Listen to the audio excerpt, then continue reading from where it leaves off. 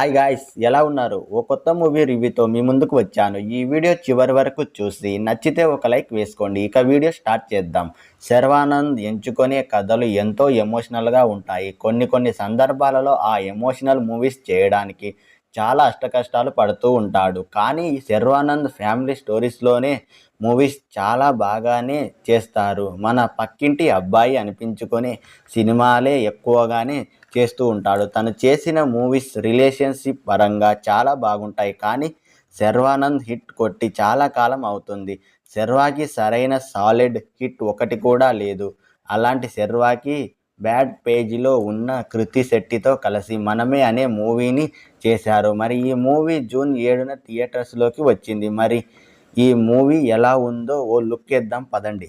అసలు కథ ఏంటంటే, విక్రమ్ గాలికి తిరుగుతూ టైం అనేది లేకుండా తాగుతూ కనిపించిన ప్రతి అమ్మాయిని ఫ్లర్ట్ చేసుకుంటూ ఓ ప్లే బాయ్లా తిరుగుతుంటాడు. విక్రమ్ ప్రాణ స్నేహితుడు అనురాగ్, అతని భార్య శాంతి ఓ కారు ప్రమాదంలో మరణిస్తారు. వారి కొడుకును ఖుషీని విక్రమ్ అంటే హీరో శర్వానంద్, సుభద్ర అంటే హీరోయిన్ కృతి శెట్టి పెంచాల్సి వస్తుంది. ఎటువంటి బాధ్యత లేకుండా తిరిగే విక్రమ్ అన్నిటిని పర్ఫెక్ట్ ప్లానింగ్తో చేసే సుభద్ర కలిసి పిల్లాడిని ఎలా పెంచారు? సుభద్ర తనకు కాబోయే వ్యక్తి కార్తీక్ పాత్ర ఏంటి? పిల్లాడిని పెంచే క్రమంలో విక్రమ్లో వచ్చిన మార్పులేంటి? చివరికి విక్రమ్ సుభద్ర మధ్య ఎలాంటి రిలేషన్ ఏర్పడింది అనేదే మిగతా స్టోరీ.